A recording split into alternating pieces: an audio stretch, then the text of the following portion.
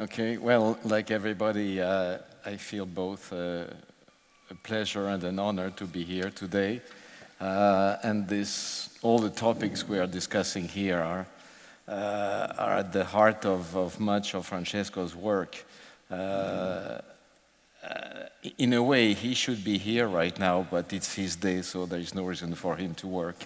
And that's fine, we'll do the working for him, or try to.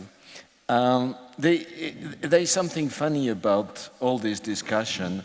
There is a resurgence of thinking and proposals about fiscal policy just after a long period of time when in most countries fiscal policy has been basically doing nothing.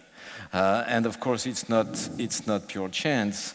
There is this tool there that has been left unused, and people are very excited about getting the tool and put it to work, especially as monetary policy in many countries is now stuck close to or at the effective lower bound. So this is the discussion. Now, this is the right discussion, but we have to be careful about how we frame it.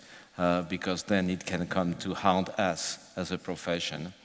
Now, let me start. So what I'm going to try to do is to warn against things that look obviously good, because anytime something looks good, there is some trouble in the background. Now, first, so we have this idea that we have entered a long period of very little growth, so the so-called secular stagnation. There is a groundswell of support for that. What I want to say is that I don't think we have the hard evidence for that, and it's the usual bane of econometrics. How do you separate cyclical and trend events? Whatever you want to do about this distinction, you need to have many observations of cycles, not years, but cycles. Now, if most of the literature look at the period since 1980, and if you look at the US, where there is much of work being done, there has been 5 business cycles. That doesn't give a lot of degrees of freedom. It provides, we can have information, but before standing up and saying that's done, it's a sharp step to take, and I'm concerned that we take it too quickly. The other discussion, which is similar, is the view that interest rates are low and are going to stay low, and Olivier said, well, that's what you find in the data of asset prices. Investors believe it's very low. It was already mentioned, beware of the precision of investors. The track record is pretty bad. The other thing that bothers me about these arguments is that usually, I mean, all the papers that make this prediction starts in 1980, and you see the interest rates declining since 1980. Now, it turns out that historically, world interest rates are pretty much dominated by US interest rates. And historically, the interest rates peaked in the US in 1980 or 81. That's when Paul Volcker started the new policy of raising the interest rate as high as needed to kill inflation, which he went about and did. And then the interest rates went down. Now, there's a clear trend, but the starting point is wrong. And when we look back much longer on interest rates, nominal or real, there isn't trend. It's been going up and down. So it's not clear that where we are now, we are low historically, but it's not clear that we are seeing a trend. Now, maybe all of this thing is true. My point is we don't know, and as we don't know for sure, we should be very careful when we make a policy recommendation, because the thing the facts may turn different, and here we have a significant possibility that they would, and then we will be in the hard position of having made assertions that have proven wrong, and that's not the first time the profession would be in this uncomfortable position. Now, going directly to fiscal policy, I think there is I didn't hear much disagreement around along the seats here that cyclical fiscal policy is very useful and should be done. Not the automatic stabilizers, for sure, but beyond that. Now, there is no disagreement. The problem always with fiscal policy is you want to do all sorts of good things, but at the same time you have to worry about the budget constraints. So it's the fiscal discipline issue. And anytime somebody comes up with a great idea about what taxes to cut and what public spending to undertake, sure, but what happens with fiscal discipline? So we have to be very careful about that. And that's what I want to discuss a bit more. First, the fact that we are now having very low interest rates is a strong reason for government to undertake productive investment, because some countries borrow at 20, 30 years maturity at negative interest rates, so almost anything is likely to pay for itself. That's true. That's true the way we see it now. If you go to a government and you say, oh, you should spend, borrow and spend because you don't need any positive rate of return, it's going to pay for itself. That's true, but I'm very worried that politicians, at least in a few countries I know, that they will start doing all sorts of things which have highly negative returns. Hire people to increase the bureaucracy, for example, is something that has been done expansively in Europe, at least, and in a number of countries. So the message here has to be put forward very carefully. Then the second, maybe my next point is fiscal discipline. If we think about properly, it's where is the debt heading? Not in 5 years, but in 10 years, in 20 years. So when we study fiscal discipline, and a good rule, by the way, should be a long-term debt rule, not the kind of things we have in Europe with a stability pact where we look at year after year budgets. That's sort of irrelevant. A few years of budget deficits don't matter at all if there is a proper rule in the background. So we need to look in the long run. Now, when we start doing this investigation, of course, the interest rates and the rate of growth are part and parcel of the story. So rather than flagging that right now, maybe for a while, we'll have low interest rates and we can borrow, we just have to just do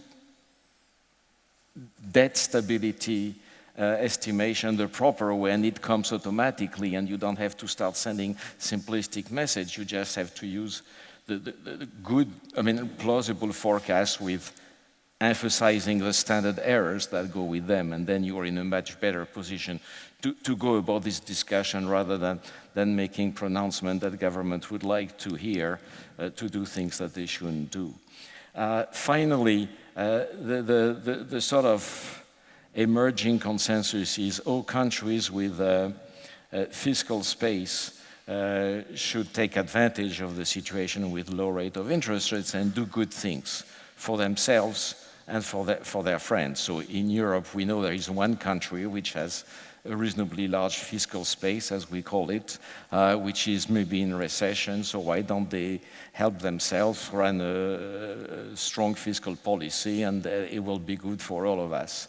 That's fine, but let me say, it's unrealistic. I don't think of any country that will undertake a fiscal policy to please its expansion and to build up the debt to help its neighbors. So all these proposals that keep coming typically from Southern Europe, they fall on deaf ears, and actually they get people in Germany very suspicious, and more than suspicious. The last thing I want to say, people compute these days fiscal space. They do the usual calculation, given the interest rates, given the growth rate, and so on and so forth. Again, there's a huge standard error on this fiscal space. So now you can see on the marketplace lots of data with this fiscal space of this and that country. That's interesting, that's informative, but we need to have proper standard errors. And when you do them, then you realize that it's very hard to stand up and saying, oh, you have a big fiscal space, go ahead and increase your budget deficit. The last point I want to make is about the link between monetary policy and fiscal policy, and Stan touched upon that. Now, a few months ago, coming from the US, the big fashion was the modern theory of money, because some presidential candidates in the primaries had endorsed that. That, of course, is a snake oil that sort of, we were studying that in the 40s and the 50s, and the idea that go ahead, spend, I mean, have budget deficits freely financed by money creation, and everything will go fine. We know that can be true. And yet it has become extremely popular in the US. I think it's ebbing now, thanks God. But that shows the danger of when we, as economists, or some of us come and make not careful proposals, then you lose control of what you want to say. And that, I want to stop making a point about helicopter money, because that's what Stan talked about. And I read your paper, your BlackRock paper, as very careful. But I've heard on the grapevine people saying, well, even Stan Fischer now is supporting helicopter money. So I'm nervous, and let me say why in 2 words. Sure, helicopter money sound to be efficient. If we could all get a check from our respective central banks, it will increase consumption. We have some evidence from that, from what the Bush administration did in 2008, I think. They sent out, I think every US taxpayer got $800 in the mailbox, and the evidence is that a big chunk of that has been spent. So helicopter money is hugely efficient. And at a time when we are at the effective lower bound and the governments don't want to do with fiscal policy, it seems like the next miracle that we need. Now, the problem with helicopter money, it fully belongs to fiscal policy. If a central bank starts sending checks, immediately the discussion will go about income distribution. Should the poor and the rich get the same amount from people from the east and the west and the north and the south? And the central bank will be in deep trouble. Now, of course, that's not what Stan and his co-authors are dealing with. But I don't see the need really to create a new mechanism. A government that wants to distribute checks can do it freely. And the central banks these days, with interest rates targets which are very low, are basically automatically financing that.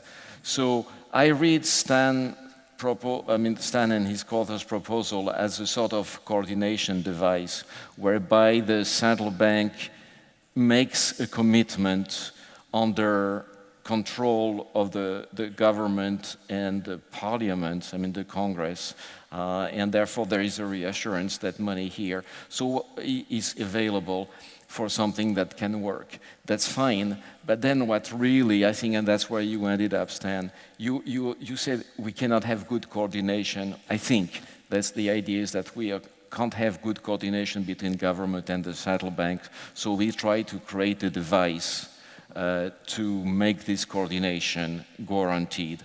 That's my reading of what you say, maybe I'm wrong. And that looks like a wonderful idea. The problem is if you start in this direction, it can be misused. And I keep remembering the good old times when the Fed was forced to pay for the budget deficits. It didn't work well, and it led to the 1950s, the divorce. So I'm worried that we are now in this period where we desperately try to find a way of finding some room for macroeconomic policy, and we maybe do mistakes that we may come to regret.